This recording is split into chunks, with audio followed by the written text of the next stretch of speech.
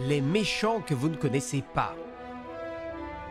Dark Vador, Dark Maul ou bien encore l'empereur Palpatine, si Star Wars est devenu aussi populaire, ça a sans doute quelque chose à voir avec la popularité de ses antagonistes. Mais aujourd'hui, on va aller explorer le spectre opposé en vous faisant découvrir tout un tas de méchants dont vous n'avez certainement jamais entendu parler. Donc si vous voulez bien me suivre, nous allons pouvoir commencer. Et quoi de mieux pour débuter que de parler de... Charal! Non, rien à voir avec ça. Enfin si, mais seulement pour le nom. Car Charal, c'est le nom de la méchante du téléfilm Ewok, La bataille pour Endor. Et bien que ce soit un personnage très anecdotique qui dénote quand même énormément avec le reste de l'univers, enfin ça c'est surtout quelque chose qu'on peut dire maintenant, hein, car en 1985 on pourrait me répliquer que l'univers Star Wars n'avait pas encore spécialement de limites, surtout avec les comics de l'époque. Mais ce qui est intéressant, c'est que ce personnage de sorcière, eh bien il va subir un retcon durant les années 90, où elle va devenir plus que ça, puisqu'elle va désormais être considérée comme une membre à part entière d'un clan, celui des Sœurs de la Nuit. Autrement dit, Charal n'est ni plus ni moins qu'une sorcière de Dathomir. Si vous voulez tout savoir, Dave Filoni a même envisagé pendant un temps de la faire apparaître dans la série animée The Clone Wars, lorsqu'il a été décidé de faire de ces femmes des protagonistes importantes avant de finalement se raviser. Ah d'ailleurs, j'ai oublié de vous le dire, mais pour aller plus loin encore dans l'anecdote, dans le téléfilm, elle est interprétée en grande partie par l'actrice Sian Phillips, qu'on avait déjà pu voir l'année précédente dans le célèbre film Dune de David Lynch. Bref, tout ça qui nous amène donc au fait que maintenant, Charal dispose d'une histoire assez conséquente, même si elle est bien sûr Legends, ce qui ne va pas m'empêcher de vous la raconter rapidement. Comme nous l'avons dit, Charal était une sorcière de Dathomir, dont la particularité résidait notamment dans le fait qu'elle soit capable de maîtriser la force. Cependant, elle a très vite fait le choix de s'éloigner de ses sœurs et de quitter son monde natal après avoir tout de même volé un mystérieux talisman magique qui lui permet dorénavant de se métamorphoser. Et attendez, pas en n'importe quoi messieurs dames, parce qu'elle peut maintenant devenir un corbeau. Ouais, je sais, je ne peux qu'oser imaginer votre jalousie face à un tel pouvoir. Mais sachez tout de même que ce vol de talisman a particulièrement énervé ses consoeurs qui se sont donc mises à la traquer durant des années. Notamment grâce à leur rancor domestique, jusqu'à ce que Charal finisse enfin par tomber par hasard sur un curieux groupe de maraudeurs qu'elle va décider d'aider en échange d'une place à bord de leur navire. Ensemble, ils parviennent donc à fuir Dathomir, ce qui ne les empêche pas malheureusement d'aller s'écraser ensuite sur la fameuse lune forestière d'Endor, où l'un des pirates décide de se faire nommer roi, puis de régner sur place tout en conservant Charal comme conseillère principale, pendant près d'un siècle tout de même, avant d'être surpris par le crash d'un nouveau vaisseau spatial, ce qui amène les pirates à espérer pouvoir saisir cette opportunité pour enfin quitter cette planète. Malheureusement, ces pirates étaient très loin de se douter qu'ils ne seraient pas de taille à faire face à un grand-père, une petite fille et un groupe d'Ewoks très motivés. Au cours d'une ultime confrontation, le talisman de Charal est détruit et elle se retrouve condamnée à devoir errer sur Endor dans la peau, ou plutôt dans les plumes, d'un corbeau. Je suis sûr que vous vous attendiez à découvrir des choses avec cette vidéo, mais peut-être pas à ce point-là. Dans tous les cas, ça ne va pas nous empêcher de poursuivre notre exploration des méandres de l'univers étendu, et on va maintenant parler d'une organisation que vous ne connaissez sûrement pas, le Second Imperium. Celui-ci devient un ennemi majeur de la Nouvelle République et plus précisément du Nouvel Ordre Jedi de Luke Skywalker dans une série de romans jeunesse du Legends nommés Les Jeunes Chevaliers Jedi, dans lesquels nous suivons la plupart des jeunes apprentis du Maître Jedi. On y retrouve donc forcément les enfants de Han et de Leia, Jacen et Jaina, mais aussi certains de leurs amis comme Tenelka, Lobaka et parfois bien d'autres. Le Second Imperium apparaît officiellement quelques années après la deuxième mort de l'empereur Palpatine, lorsqu'une paix est officiellement signée entre la Nouvelle République et les vestiges de l'Empire. Certains impériaux ont refusé d'accepter une telle humiliation et certains ont donc décidé de fonder une nouvelle organisation, le Second Imperium. Une vingtaine d'années après la bataille de Yavin, c'est un ancien Jedi mais surtout un espion impérial qui rejoint les rangs de l'Imperium, un dénommé Brakis, à qui l'on confie la mission de former un nouveau groupe de Jedi noirs en mesure de rivaliser avec l'école de Skywalker. Il utilise donc les fonds qui lui sont alloués pour concevoir une station spatiale, l'Académie de l'Ombre, qui lui permettrait de former ses propres élèves. Il commence donc par recruter certaines filles de Dathomir au potentiel tout à fait singulier, mais Brakis avait encore en tête une idée plus surprenante, puisqu'il comptait bien capturer certains des élèves de l'Académie de Luke directement sur Yavin 4 pour les faire basculer du côté obscur. Toutefois, ceux-ci ont vite été délivrés par Luke, ce qui permet à la République de découvrir l'existence de ces dissidents impériaux.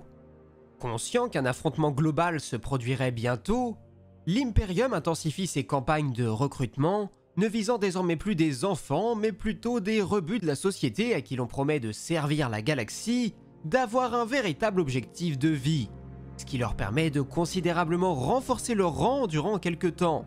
Et d'autres raids sont également menés par exemple sur Coruscant, ce qui leur permet de s'emparer de nouvelles technologies qui leur permettent de moderniser leur flotte. Au final, l'ultime confrontation peut avoir lieu au-dessus de Yavin, où la flotte de l'Imperium est surprise par l'arrivée de celle conduite par l'amiral Akbar, qui vient complètement renverser le sort de la bataille, tandis que Brakis, de son côté, était vaincu et surtout humilié suite à sa nouvelle défaite contre Luke Skywalker. Celui-ci se rend alors auprès de son maître qu'il pensait être l'empereur Palpatine de nouveau ressuscité, mais ce n'est qu'à ce moment précis qu'il se rend compte qu'il a été trompé par un groupe de gardes royaux qui l'ont manipulé. Dans un éclair de colère, il a décidé de se débarrasser d'eux, mais l'un des gardes a eu le temps d'activer l'autodestruction de la station dans laquelle il se trouvait. Le pauvre et ridicule Brakis disparaît ainsi en même temps qu'eux. Comme vous l'aurez donc compris, le pauvre Jedi Noir n'a pas eu une vie très glorieuse. Néanmoins, laissez-moi tout de même vous présenter l'histoire d'un autre personnage qui, de par son design déjà, nous sert de rappel éternel que tout le monde ne peut pas être Dark Vador. Ouais, là on est plus proche de l'empereur Zurg de Toy Story si vous voulez mon avis, à moins que ce soit peut-être un cousin germain de Shredder. Bref, en tout cas, laissez-moi vous présenter l'histoire de Queller. En plus, il a un nom pourri. Celui-ci fait sa première apparition dans le roman La Nouvelle Rébellion, sorti en 1996, dont l'histoire se déroule là encore quelques années après la deuxième mort de l'empereur, mais avant qu'un traité de paix ne soit signé entre les deux organisations. À l'origine, Queller était un apprenti Jedi de Luke Skywalker, désireux de pouvoir prouver de quoi il était capable, afin d'atteindre le rang honorifique de chevalier Jedi. Et il faut dire qu'il avait toutes ses chances. Il était même considéré comme l'un des élèves les plus talentueux de sa génération.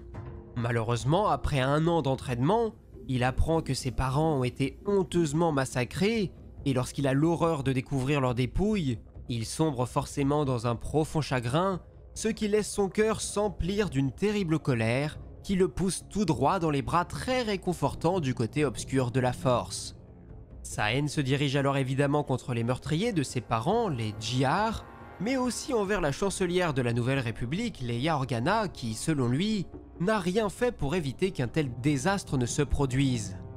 Il décide donc de prendre les choses en main pour mener à bien sa propre vendetta à l'encontre des assassins. C'est à cette période qu'il peut rassembler tout un groupe de partisans et qu'il peut se confectionner ce terrible costume qu'on peut le voir porter sur la majorité des illustrations le mettant en lumière.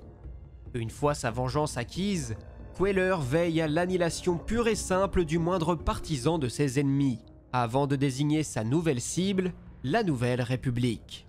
C'est à ce moment-là qu'il peut faire la rencontre du personnage évoqué précédemment, le fameux Brakis, avec qui il peut conclure une forme d'alliance.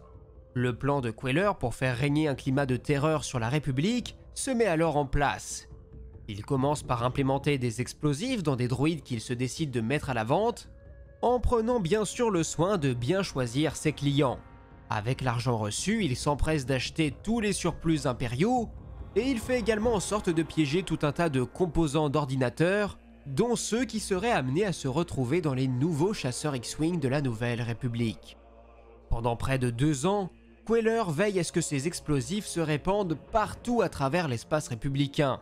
Puis, enfin, lorsqu'il estime que l'heure est venue, il active l'explosion des droïdes, dont certains se trouvaient même à ce moment-là au sein même du Sénat, ce qui tue de nombreux représentants officiels en quelques instants à peine.